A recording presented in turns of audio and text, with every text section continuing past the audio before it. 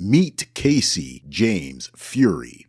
He couldn't have chosen a better surname than Fury, given the situation he got himself into while working at a job. Keep watching as you'll see how far employees will go just to get a little time off of work. And just before we continue, for those new to this channel, here at Job Zombie, we show the good, well, rarely we do, the bad and ugly about jobs. You can subscribe to support the channel, or you can visit jobzombie.com where you can register a free account to help make work fun again. Post content, interact with other members. Job Zombie is creating a community to help everyone survive the employment apocalypse. There is just something about going to work every day at a job that doesn't quite mesh well with the human psyche.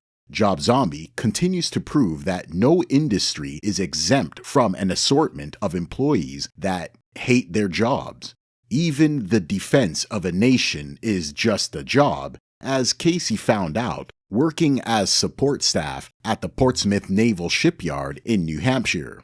While most days here appeared to be orderly and functional, one of their workers mentally was not and caused a chaotic scene that required the attention of a lot of emergency personnel. The Navy is investigating a fire aboard one of its nuclear attack submarines. The USS Miami was docked at the Portsmouth Naval Shipyard in Maine when the fire broke out Wednesday.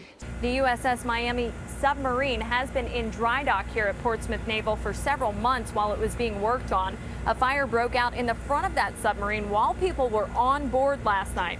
Scariest part of this whole situation, a nuclear reactor. Apparently, it was not in jeopardy during the fire. The Rear Admiral tells us it's been shut down for months and it remains stable. No weapons were on board, but there was a fire in the torpedo room. So had weapons been on board, this could be an entirely different situation this morning.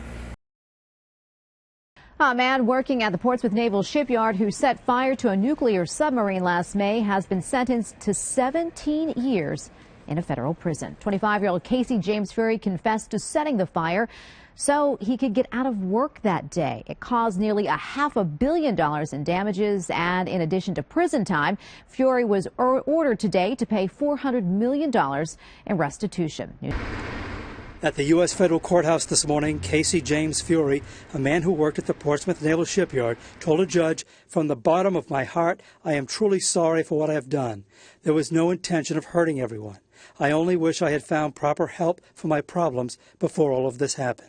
Fury said he was suffering from anxiety. His family members had nothing to say as they left the courthouse today. No comment. The fire aboard the USS Miami caused $450 million in damage. Prosecutors say it caused significant emotional damage, too, putting the lives of shipyard employees and firefighters in jeopardy.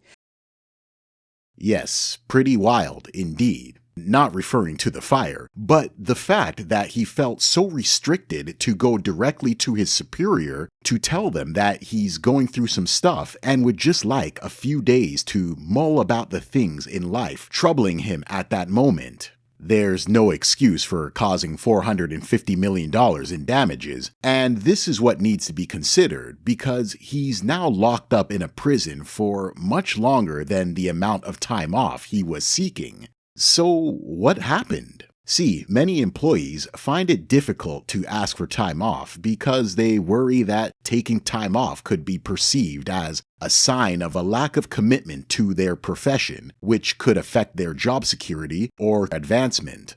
How many times have you seen or experienced colleagues or superiors getting moody because you need time off? Unfortunately, it happens way too often.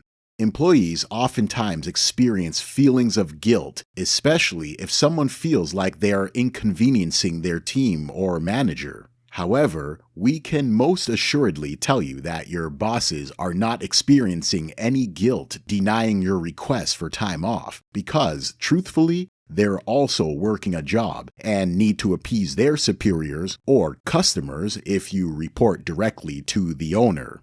Now, whatever the case may be for not receiving time off is definitely not enough of a reason to burn a billion-dollar nuclear submarine.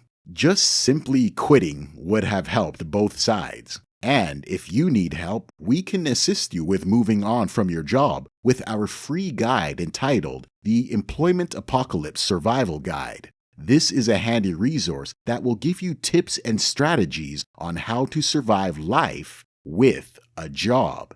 Perhaps it's time to move on to start your own venture. Topics like this and several others can be found within this guide at no cost. Just click on the registration link in the description box below to receive the details. And don't forget to subscribe to the channel so you can be an official supporter of the Job Zombie movement. And, as always, thanks for watching.